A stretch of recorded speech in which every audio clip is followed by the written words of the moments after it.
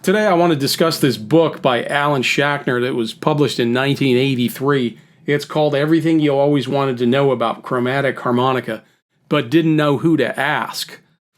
Stick around to the end of the video, or if you really want to, you could fast forward past all the jibber jabber.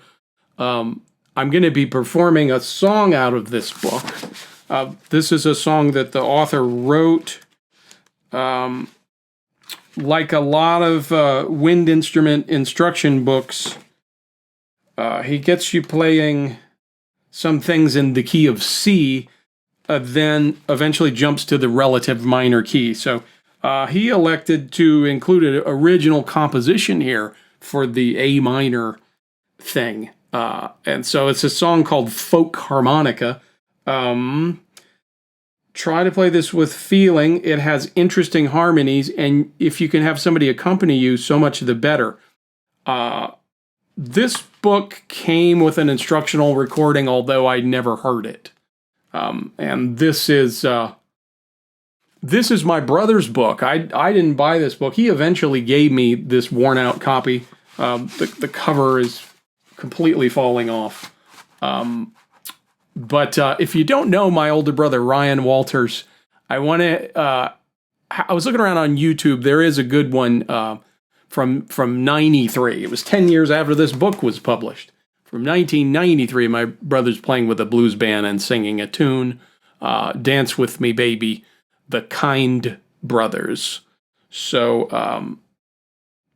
I will point you to that video to check out my brother, Ryan Walters, a fantastic blues harmonica player, a harmonica player in general.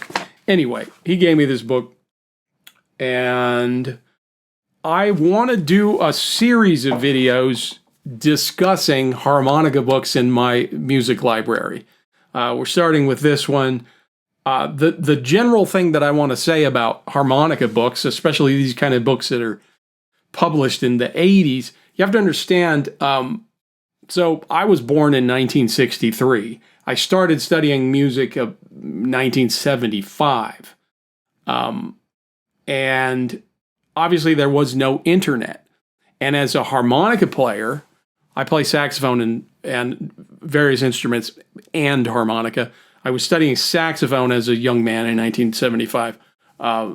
2 years later, I did pick up blues harmonica and eventually chromatic harmonica. At that time, I was starving for information. I would get my harmonica information, aside from the radio and recordings of harmonica players, I would get my information from Hohner published, obviously they had a catalog, a print catalog. I would love to get that thing in the mail, and I just would spend hours going through the catalog and learning about the different models of harmonicas. Hohner also published an artist calendar. So I had at least one artist calendar, and I kind of read and reread that thing many times. But a big source of my information was just to go to the music store, and I would love to browse through the music books and see if any new harmonica books came in.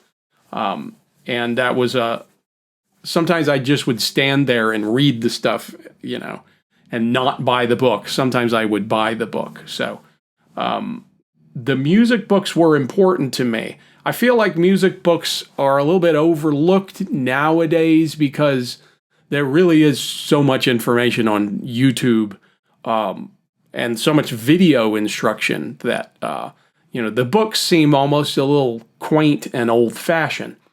I've become interested in my harmonica books. One of the things that has happened is that I've slowly gotten better and better at reading music on the harmonica. So when I go back to look at these music books that use standard notation, usually coupled with harmonica tablature, but I'm able to just look at the page and interpret what's going on. As the decades have rolled by, my harmonica books are easier to understand, and I'm finding as I go back to the books, I'm finding all kinds of hidden gems in the books. And this was one of them. I returned to this book very specifically because I was fooling around with, here's an E flat.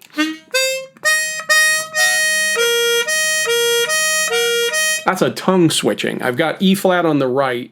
I'm tongue blocking, and I've got E flat on the right. Then I'm just switching my tongue, and it plays a B flat, a perfect fifth. Corner switching, a lot of people call it.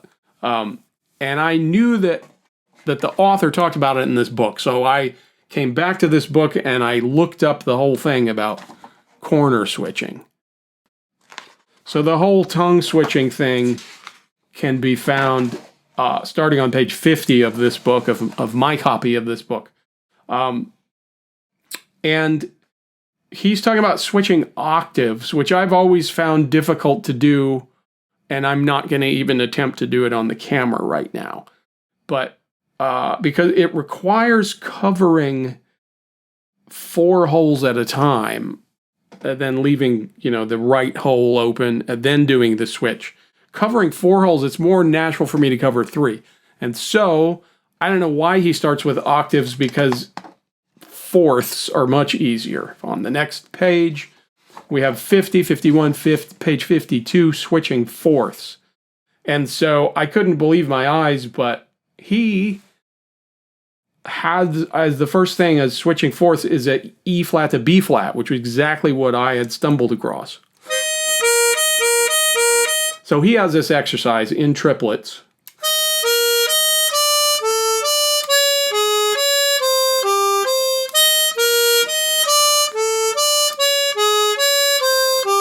That's exactly what's written here. Years ago, looking at this book, I would have been, oh, that's interesting. I wouldn't have even attempted to play it. And so this to me is a hidden gem, a very interesting exercise, because the harmonica and your mouth position don't go anywhere. You just absolutely stay. It's all based on hole 5 and the note that's a fourth below it. So your tongue is going back and forth. You're just changing breath direction and slide position. So it's those 4 notes: E flat, D, D flat to C. But anyway, this was to me a hidden gem in this book. Like, okay, now I haven't progressed with the corner switching. I don't know how important it is to me at this point. However, this book was here as a resource when I needed it. I, was able to refer to it in my library. Let's kind of go more in the order of the book. I'm not going to discuss everything here, but he pretty quickly, after he gets into how to play, how to hold the instrument, how to play one note at a time, he pretty quickly gets into playing melodies. I can't get away from the fact that I think this is just the best way to learn the instrument, is to play melodies, to play songs. So he starts the book off, the first songs is he's got, and I've seen this in other books for beginning wind instruments. He's got these 2 French songs, Frère Jacques and Alouette. These songs, I mix them up because the melodies are fairly close and they're both French songs. So,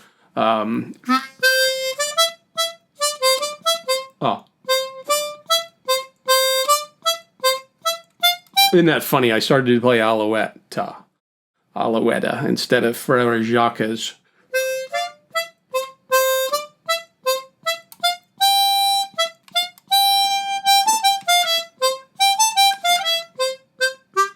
That was unrehearsed. And then Alouette, right? I'm not going to wear you out by playing all these songs. Battle Hymn of the Republic. When the Saints Go Marching In, let me talk about When the Saints Go Marching In, because he starts talking and it has something notated in the music here where it's...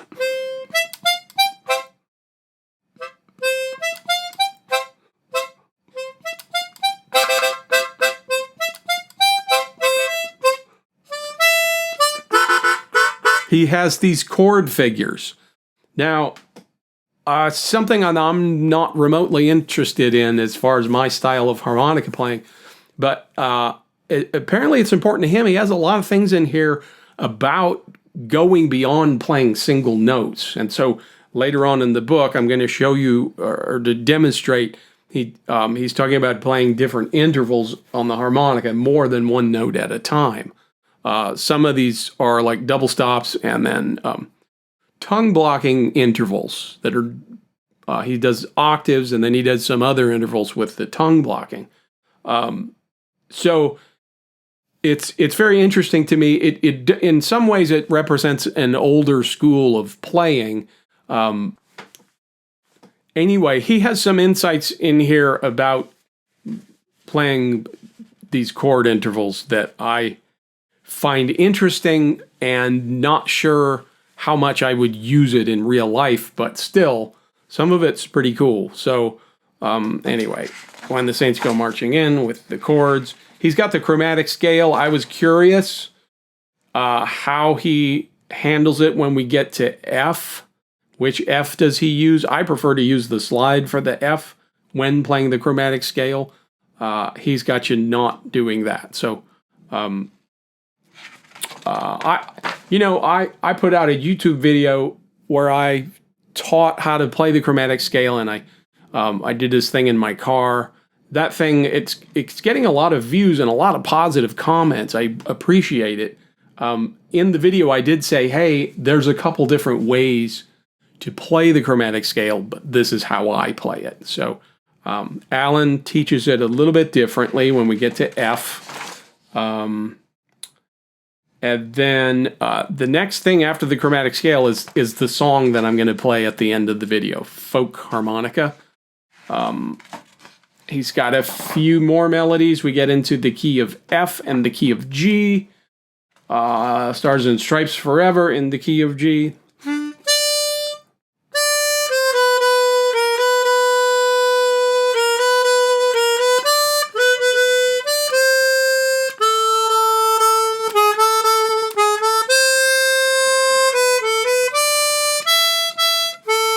You get the idea. Then the next song, Mexican Hat Dance, believe it or not, this song had a big impact on me. I don't think my brother had given me the book yet, but I was looking at, this copy of the book and playing through this Mexican Hat Dance, and this song really did help me to learn the chromatic harmonica, because it's a song that's in the key of C, but you got to use the slide a bit to get these half steps, because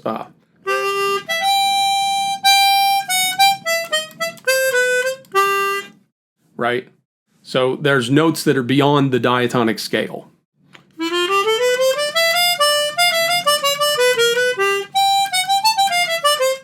So this song helped me to learn the harmonica.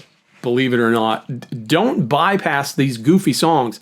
I feel like if you're a harmonica student and you're more of a blues-oriented player and you want to really learn the chromatic harmonica and you want to move beyond just traditional Chicago style playing, even if you want to go in a more Stevie Wonder direction, you still just got to know where the notes are and get a feel for different keys and so forth. And playing these songs, especially songs that you may play in a few different keys, will really help. And speaking of hats, the Mexican Hat Dance, blues players, I feel very, very strongly that blues players, if they want to learn chromatic, need to take the blues hat off and just play these kind of corny songs. And I'll mention that I recently released an instruction method of playing a bunch of corny songs, so you might want to check that out. Take the blues hat off. Just learn where the notes are. Don't try to jazz stuff up. Just play songs. Many songs as you could possibly learn. And this book is pretty nice. It's got standard notation and the tablature. So the next song is the Russian Sailor's Dance.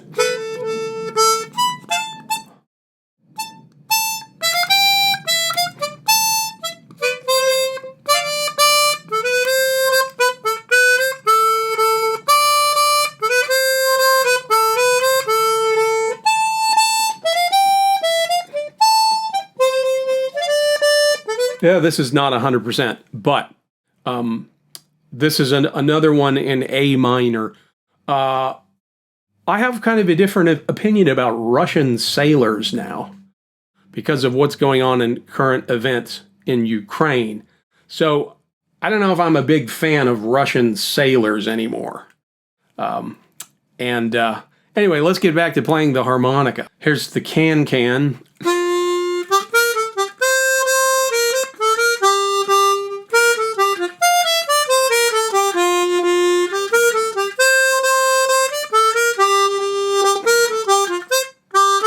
He talks about playing octaves, which I learned even as a blues player, because that's such a Chicago blues approach to the chromatic, is to play octaves. The tongue covers 3 holes in the middle, and then you're playing the holes on either side.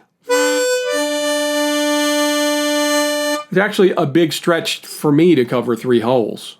But this is fascinating. Well, okay, then he starts talking about double stops. And there's some tongue blocking involved in some of these. I'm going to skip over to these double stops where he's just playing thirds. This is page 48 in my book, if you're following along.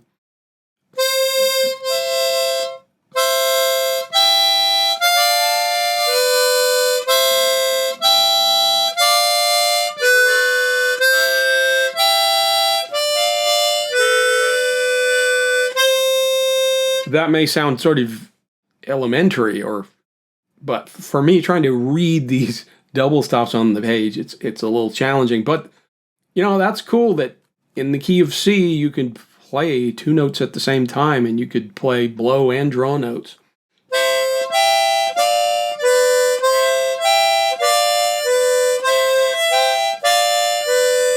Now, the next thing he talks about is octaves coupled with thirds.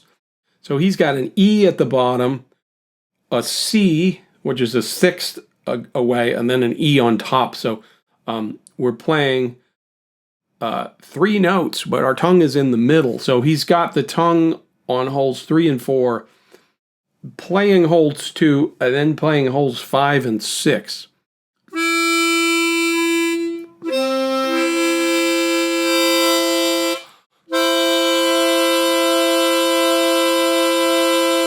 That's the chord that he's got here.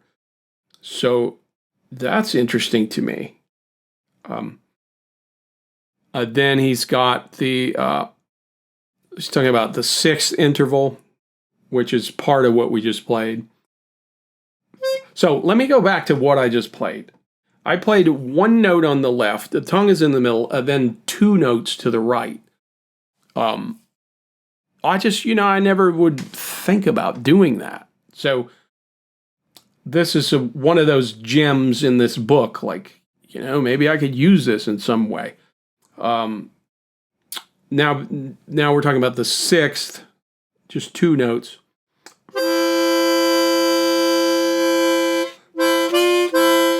Now I'm going to try to read this thing here.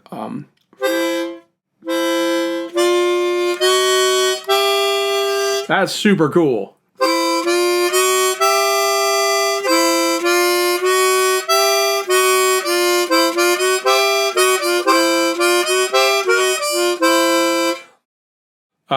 This is a familiar distance of tongue blocking for me because it's what I use on diatonic. I'm covering 2 holes in the middle.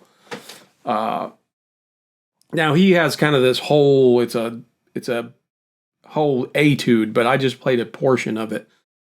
And I kind of marked it with my pencil to demonstrate that, because that's one thing in this etude that I could play.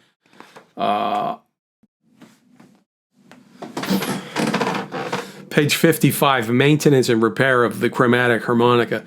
This was the part of the book where I read it with some interest, but I'm not one of those guys who's constantly taking his harmonica apart and fiddling with it. The minimum amount of that I could do, the better. He's got, how many pages? This is a pretty thick section about maintenance and repair. And the other thing I'm going to mention, the illustrations in this book are very well done. And if I'm not mistaken, the author is the guy who's doing the illustrations. So Alan Shackner is a pretty good, not just a cartoonist, but these pictures of harmonicas are very nicely done, and pictures of tools and so forth. Boy, a big section on filing a rivet, how to transplant a reed. Pretty advanced stuff. I would say that if you're into harmonica repair, that this book would be worth getting just for that alone. So anyway, there's the section on repair. It's from page 55 through 70. What is that? 15 pages. That's the most of any topic in this book of things he talks about, I believe. He's got a section on electronics, amplification, microphones, accessories. I'm talking about harmonica books and looking at my library because I'm in the process of writing a book myself. Now, is it going to be published and in music stores? No, it's not. It's just going to be an e-book, and it's probably not going to be very long. But a few years ago, I released a YouTube video where I was teaching on playing and understanding 4 different kinds of minor scales. So that's what the book's going to be about, although we're going to do it in 6 different keys. So we're going to confront a lot of harmonica technique that needs to be confronted. When I was talking about the different intervals that Mr. Shackner's talking about in his book, the tongue blocking intervals, he has one that I can't do. I mean, I could barely do it. And this has to do, it's actually easier on a chromatic. I want to learn to do it on diatonic. But the tongue blocking interval is as small as you can get. So the tongue just blocks one hole. And so in order to do it, I have to put my tongue sideways and my head almost sideways. But this is playing holes 1 and 3, and hole 2 is blocked. Blow notes. So